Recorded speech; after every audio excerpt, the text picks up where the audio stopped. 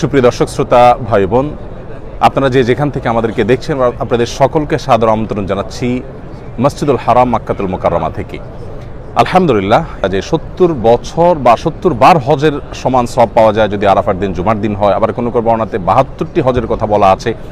আবার কোরআনে কারিমে আল্লাহ তাআলা হজ্জে আকবার বলতে একটি হজের কথা বলেছেন, যে বিষয়ে সূরা তাওবাতে আল্লাহ রাব্বুল আলামিন বলেছেন, আউযু বিল্লাহি মিনাশ শাইতানির রাজীম, আযানু মিনাল্লাহি ওয়া রাসূলিহি ইয়াউমাল হজ্জিল আকবার ইলা আখিরিল আয়া। আল্লাহ এবং তার রাসূল সাল্লাল্লাহু আলাইহি ওয়াসাল্লামের তরফ থেকে হজ্জে আকবার এই মুশরিকদের প্রতি আল্লাহ তাআলার তরফ থেকে ঘোষণার বিবরণ উঠে এসেছে আয়াতে। তো এই যে হজ্জে আকবার বা আকবরী হজ আমরা বলছি, এটা কাকে বলে আসলে? আকবরী হজ বলতে আসলে কি? এখানে বিশেষ করে সৌদি আরব প্রবাসী যারা আছেন, বাংলাদেশি ভাইরা আছেন, ইন্ডিয়ান পাকিস্তানি ভাইরা আছেন, এখানকার প্রবাসী ভাইদের মধ্যে এবং আরও অনেক সাধারণ মানুষের মধ্যে প্রচলিত আছে যে যদি আরাফাতের দিনটা জুমাবার হয় তাহলে সেটা আকবরী হজ হয়। আমরা যারা পৃথিবীর বিভিন্ন প্রান্তে অবস্থান করছি, যারা নিজেরা হজ করতে আসেনি এবছর, তাদের জন্য আলহামদুলিল্লাহ হজ্জে আকবরটা কি? আল্লাহ রাব্বুল আলামিন কোরআন হাকিমে সূরা তাওবার মধ্যে যে বলেছেন, ওয়া আযানু মিনাল্লাহি ওয়া রাসূলিহি ইয়াউমাল হজ্জিল আকবর। এখানে হজ্জে আকবর বলতে কি বোঝানো হয়েছে? যে আরাফাতের দিনটা জুমার দিন হলে সেটাই কি হজ্জে আকবর হবে কিনা? তো এই বিষয়ে আমরা নবী করিম সাল্লাল্লাহু আলাইহি সাল্লামের যে হাদিস, সেটা খুললে আমরা দেখি যে মূলত জুমার দিন হজ হলে সেটাকে আকবরী হজ বলা হয় না। যে কোনো হজের দিনটা অর্থাৎ আরাফাতের দিনটাকেই হজ্জে আকবর বলা হয়। অর্থাৎ আপনি ওমরা যেটা আছে, এই ওমরাও মানে এক প্রকারের হজ, যদিও সেটাকে হজ বলা যায় না ওই অর্থে, সাধারণ অর্থে। তো আরাফাতের দিনটাকে মূলত ইয়াউমুল হজ্জিল আকবর বলা হয়েছে, অর্থাৎ বড় হজের দিন, মানে হজের মূল দিনটাই সেটা। এই জন্য হজ্জে আকবর মূলত আরাফাত দিনটাই হজ্জে আকবর। তার মানে হজ্জে আকবর প্রতি বছরই আসে, সেই দিনটা জুমার দিন হোক বা অন্য কোনো দিন হোক, সেটাকে হজ্জে আকবরই বলা হবে। তাহলে জুমার দিন হওয়ার কি কোনো বিশেষ বৈশিষ্ট্য নয়? বিশেষ করে যে বর্ণনা আছে 70 বা 72টি হজের সমান, তার কি হবে? তো সেই বর্ণনাগুলো সম্পর্কে মুহাক্কিক উলামা একরামের যে তাহকিক, তার যে ইসলাম কিউএতে এই সম্পর্কে যে তাহকিক তিনি পেশ করেছেন, সেই তাহকিকের আলোকে বোঝা যায় যে আসলে এরকম কোনো বর্ণনাই বিশুদ্ধতার মানদণ্ডে উত্তীর্ণ নয়। বরং হজ্জে আকবর যেটাকে বলা হচ্ছে, সেটা তো আপনার সাধারণ অর্থে আপনার যে কোনো ইয়মুন নাহার বা যে কোনো ইয়মে আরাফা বা আরাফাতের দিনটাই হজ্জে আকবর, শুক্রবার সাথে কোনো সম্পর্ক নেই। আর যদি শুক্রবার হজ হয়ও, তো এর সাথে 70 বা 72 হজের সওয়াব পাওয়ার কোনো সম্পর্ক নেই। নবী করিম সাল্লাল্লাহু আলাইহি সাল্লাম থেকে এরকম কোনো বর্ণনা পাওয়া যায় না। একটি বর্ণনা পাওয়া যায় লা আসলালাহ, এর কোনো ভিত্তি পাওয়া যায় না। অন্য একটা বর্ণনা পাওয়া যায় দাঈফ জিদ্দান, এটা কোনো সাবিত না আন রাসূলুল্লাহ সাল্লাল্লাহু আলাইহি সাল্লাম। অতএব আরাফাতের দিনটা জুমাবার হলে 70 হজ বা 72 হজের সওয়াব হবে, এটি একেবারেই বলা যেতে পারে ভিত্তিহীন, এর কোনো গ্রহণযোগ্যতা নেই। তবে হ্যাঁ, জুমার দিনটি, আরাফাতের দিনটি জুমার দিন হওয়ার কারণে 3টি বিশেষ ফজিলত আছে, মর্যাদা আছে। এক নম্বর হলো যে ইয়ামুল জুমআহ, এটা দোয়া কবুলের দিন। জুমার দিনে একটা বিশেষ সময় দোয়া কবুল হয়। আবার আরাফাতের ময়দানটা দোয়া কবুলের জায়গা। আবার রাসূল করিম সাল্লাল্লাহু আলাইহি ওয়াসাল্লাম তিনি যে হজ করেছেন বিদায় হজে, সেটা ছিল ইয়মে আরাফার দিনটা ছিল জুমার দিনটা। অর্থাৎ এখানে ট্রিপল ফজিলত আমরা একসাথে পাচ্ছি। নবী করিম সাল্লাল্লাহু আলাইহি সাল্লামের যে হজ ছিল, সেই হজের দিনটি জুমাবার ছিল, আরাফাতের দিনটা জুমাবার ছিল, তিনি যে বিদায় হজের ভাষণ দিয়েছেন সেটি জুমাবার ছিল। তো নবী সাল্লাল্লাহু আলাইহি সাল্লামের সেই আরাফাতের দিনের যে ইয়েটা, আপনার বারটা কাকতালীয়ভাবে, সেটার সাথে আমাদের হজ এবছর মিলে যাচ্ছে। এটি একটি বলা যেতে পারে এটি একটি সৌভাগ্যের ব্যাপার। আরেকটি বিষয় হলো যে জুমার এই দিনটাতে দোয়া কবুল হয়, আবার আরাফাতের দিন দোয়া কবুল হয়, জুমার দিন আসরের পরে দোয়া কবুল হয়। মানে দোয়া কবুলের এতগুলো উপলক্ষ একসাথে হচ্ছে, এটা স্মরণকালের মানে বিরল ঘটনা বলা যেতে পারে। যতটুকু শুনেছি 2014 সাল বা তার কিছুটা আগে একবার হয়েছে, আর এবার হচ্ছে, আবার হয়তো কত বছর পরে আসবে সেটা আল্লাহ তাআলা ভালো জানেন। অতএব আমরা যারা আরাফাতের ময়দানে যাওয়ার সুযোগ পাবো, তারা তো এবছরের দোয়া আমাদের জন্য একটা বিরাট সুবর্ণ সুযোগ। এমনিতে আমি প্রায় সময় বলার চেষ্টা করি যে আরাফাতের ময়দানের দোয়া গুলি মিস হলো এটি হয় না। যদি আপনি সঠিকভাবে সুন্দরভাবে আদায় করতে পারেন, তাহলে ইনশাআল্লাহ বিইذনিল্লাহ আরাফাতের ময়দানের দোয়া আল্লাহ রাব্বুল আলামিন কবুল করবেন। অতএব সেজন্য আমরা যারা আরাফাতে যাব, তারা তো দোয়া কবুল করবো ইনশাআল্লাহ। আর যারা আরাফাতের ময়দানে অবস্থান করছি না, তারাও নিজ নিজ জায়গা থেকে আমাদের কিছু করণীয় আছে, তারাও আমাদের নিজের জায়গা থেকে কিছু করণীয় আছে। আমরা আরাফাতের দিন সম্পর্কে নবী করিম সাল্লাল্লাহু আলাইহি সাল্লাম বলেছেন যে খায়রুদ দুআই দুআউ ইয়াউমি আরাফা, আরাফাতের দিনের দোয়া হলো সবচেয়ে শ্রেষ্ঠ দিন। ওয়া খায়রু মা কুলতু আনা ওয়ান নাবিয়্যুনা মিন ক্বাবলি লা ইলাহা ইল্লাল্লাহু ওয়াহদাহু লা শারীকা লাহু লাহুল মুলকু ওয়া লাহুল হামদ ওয়া হুয়া আলা কুল্লি শাইইন কাদির। এই বাক্যগুলো আমরা প্রত্যেকে যার যার জায়গা থেকে আরাফাতের দিনে করতে পারি। সেই সাথে আরাফাতের দিনের দোয়া আরাফাতের ময়দানে কবুল হবে, এটা বেসিক হলেও অনেক ওলামা ইকরাম বলেছেন এই দিনে আপনি পৃথিবীর যে কোনো প্রান্তে থাকেন, হাজী সাহেবদের সাথে মিল রেখে আপনি দোয়া করলে আল্লাহ রাব্বুল আলামিন কাকে কোন উসিলাতে কোন বাহানাতে দিবেন সেটা তিনি ভালো জানেন। সেই হিসাবে আমরা দোয়া প্রত্যেকে যার যার জায়গা থেকে করতে পারি। আমরা চেষ্টা করব আপন জায়গা থেকে আরাফাতের দিনে আল্লাহর কাছে দোয়া করার, যে আল্লাহ আমি যেতে পারি নাই, এখান থেকেই করছি, তুমি কবুল করো। আল্লাহ তাআলা চাইলে কবুল করতে পারেন, বিধায় আমরা সেই চেষ্টা অব্যাহত রাখবো ইনশাআল্লাহ। আর আরাফাতের দিনের যে সিয়ামু ইয়াউমি আরাফা আহতাসিবু আলাল্লাহি আন ইউকাফিরা আস-সানাতা আল্লাতী ক্বাবলাহু ওয়াল্লাতী বা'দাহু কামা ওয়ারাদা ফি রিওয়ায়াতি মুসলিম।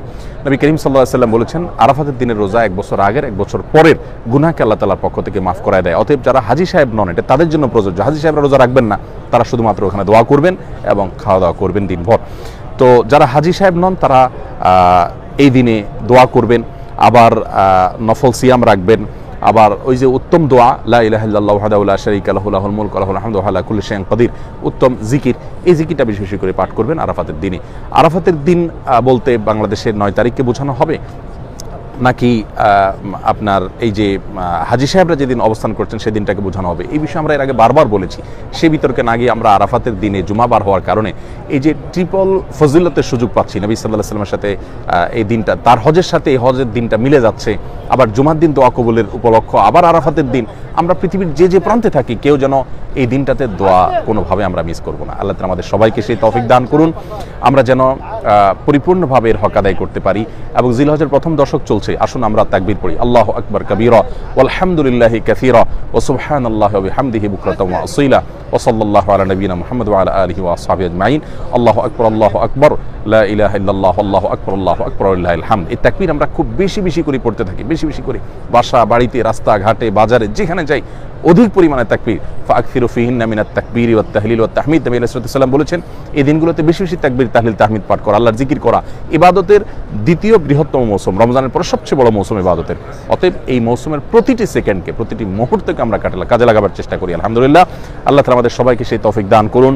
আমরা আরাফাতের ময়দান থেকে আসুন্নাহ ফাউন্ডেশনের হিতাকাঙ্ক্ষী, আসুন্নাহ ফাউন্ডেশনের ডোনার মেম্বার, লাইফ মেম্বার, স্বেচ্ছাসেবক এবং যতভাবে আমাদের সাথে সম্পৃক্ত আছেন সকলের জন্য আমি এখানকার ওমরাতে, হজে, সকল দোয়াতে আমি শামিল করি। আল্লাহ ফাউন্ডেশনের পরিবারের সবাইকে তুমি মাফ করে দাও, সবার উপর তুমি সন্তুষ্ট হও, সবার দুনিয়া আখিরাতের কল্যাণ দান করো।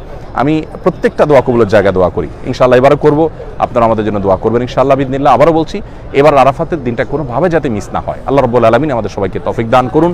আমরা এই দোয়া অব্যাহত থাকবো ইনশাআল্লাহ। বাংলাদেশে এখন গভীর রাত হলেও এখানে এখনো মাগরিবের আজান হয় নাই, একটু পরে মাগরিবের আজান সম্প্রচার হবে ইনশাআল্লাহ।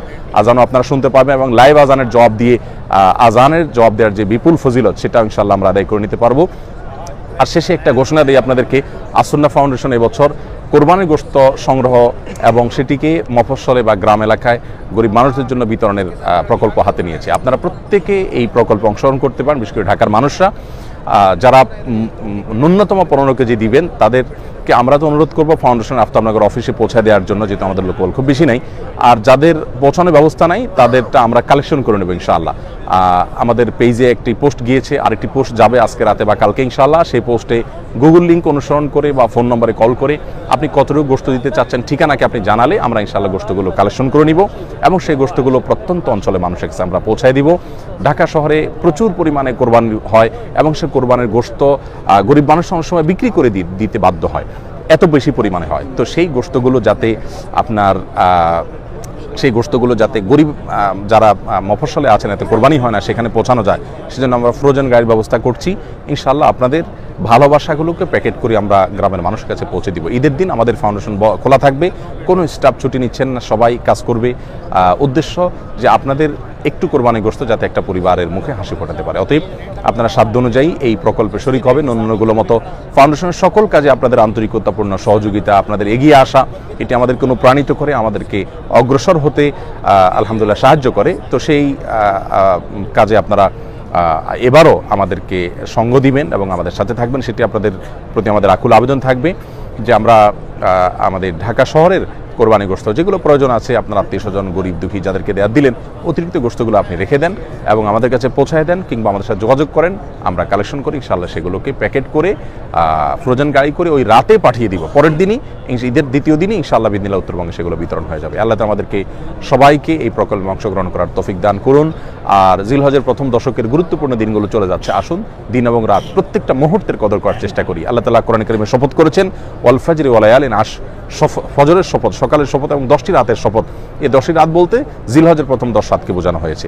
ওয়াশফাই ওয়াল ওয়াতর, রমজানের শেষ দশকে বেজর রাতের বিশেষ ফজিলত আছে, আর এখানে আল্লাহ তাআলা জোর বেজর সবগুলো শপথ করেছেন। ওয়াশফাই ওয়াল ওয়াতর, জিলহজের প্রথম দশক, আশারে জিল হাজ্জা, এই দিনগুলোতে আমরা তাকবীর, তাহলিল, তাহমিদ, সাধারণ ইবাদত বন্দেগী, দান সাদাকা, কোরআন তেলাওয়াত, তারপরে ইস্তেগফার, তারপরে গুনাহ থেকে বেঁচে থাকা, এই বিষয়গুলোতে খুব বিশেষভাবে আমরা যত্নশীল হই। আল্লাহ তাআলা আমাদের সবাইকে সেই তৌফিক দান করুন এবং আরাফাতের দিনের যে এই বছরের যে মানে বিশেষ করে যে সুযোগ তৈরি হয়েছে, ট্রিপল ফজিলতের যে মস্ত বড় সুযোগ আমাদের সামনে এসেছে, এই সুযোগটা যেন আমরা কেউ হাতছাড়া না করি। আমরা প্রত্যেকটা মানুষ চেষ্টা করি আরাফাতের দিন এই বছর বিশেষভাবে দোয়ার জন্য মনোনিবেশ করতে।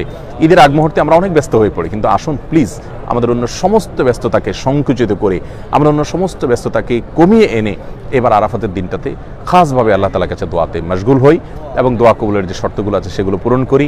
আল্লাহর কাছে হেদায়েতের দোয়া চাই এবং গোটা বিশ্ব আপনার ইউক্রেন রাশিয়া যুদ্ধের কারণে বলেন, নানা কারণে বলেন যে বিপর্যয়ের মুখোমুখি, আল্লাহ তাআলা যেন আমাদের প্রিয় দেশকে হেফাজতে রাখেন, মুসলিম ভূখণ্ডগুলোকে হেফাজত করেন, গোটা বিশ্বের মানুষকে হেফাজতে রাখেন। সেজন্য আমরা সবাই আল্লাহর কাছে দোয়া করব, সবাই যার যার জায়গা থেকে চেষ্টা করবো ইনশাআল্লাহ বিদিনিল্লাহ আমাদের দোয়ায় যেন আমাদের নিজেদেরকে, নিজেদের পরিবারকে এবং আপনাদের প্রিয় আসুন্নাহ ফাউন্ডেশনকে এবং আমাদের প্রিয় স্বদেশকে যেন আমরা সবাই শামিল রাখি। আল্লাহ